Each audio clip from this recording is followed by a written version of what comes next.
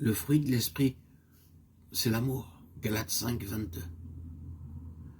Nous pouvons tous aimer constamment, aimer en permanence. Vous croyez tous qu'un des grands obstacles à la bénédiction, c'est le manque d'amour. Quand le corps est divisé, il ne peut y avoir de force.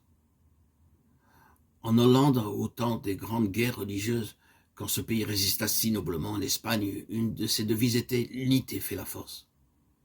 Et vous savez que c'est seulement quand le peuple de Dieu forme un seul corps, qu'il est un devant Dieu, dans les liens de l'amour, dans une profonde affection les uns envers les autres, un devant le monde, dans un amour que le monde peut voir. C'est alors seulement qu'il pourra saisir la bénédiction qu'il a demandée à Dieu. Rappelez-vous que si un vase, au lieu d'être entier, est en morceaux, il ne peut être rempli. Vous pouvez mettre un peu d'eau dans un tesson qui est un débris de vase, mais si vous voulez que celui-ci soit plein, il faut qu'il soit entier. C'est littéralement vrai de l'Église de Jésus-Christ. Et s'il y a une chose pour laquelle nous devions encore prier, c'est bien celle-ci. Seigneur, fons-nous ensemble un seul corps par la puissance du Saint-Esprit. Que le Saint-Esprit, qui, le jour de la Pentecôte, les fit tous, un cœur et une âme, fasse en nous son travail béni. Gloire à Dieu, gloire à Dieu, gloire à Dieu. Nous pouvons nous aimer les uns les autres d'un amour divin, car le fruit de l'Esprit, c'est l'amour. Adonnez-vous à l'amour et le Saint-Esprit viendra. Recevez l'Esprit, mais il vous enseignera à aimer davantage. Et pourquoi le fruit de l'Esprit est-il l'amour? Parce que Dieu est amour. Et qu'est-ce que cela signifie?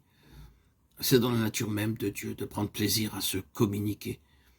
Il n'a pas d'égoïsme. Dieu ne garde rien pour lui-même. La nature même de Dieu est de donner toujours. Vous voyez cela dans le soleil, la lune, les étoiles. Vous le voyez aussi dans chaque oiseau de l'air, dans chaque poisson de la mer. Dieu communique la vie à ses créatures. Et les anges autour de son trône, les séraphins et les chérubins, qui sont des flammes de feu, d'où tirent-ils leur gloire? C'est parce que Dieu est amour, qu'il les fait participer à sa lumière éclatante, à ses bénédictions. Et nous, qui sommes ses enfants rachetés, Dieu prend plaisir à répandre en nous son amour. Pourquoi cela? Parce que, comme je vous l'ai dit, Dieu ne garde rien pour lui-même.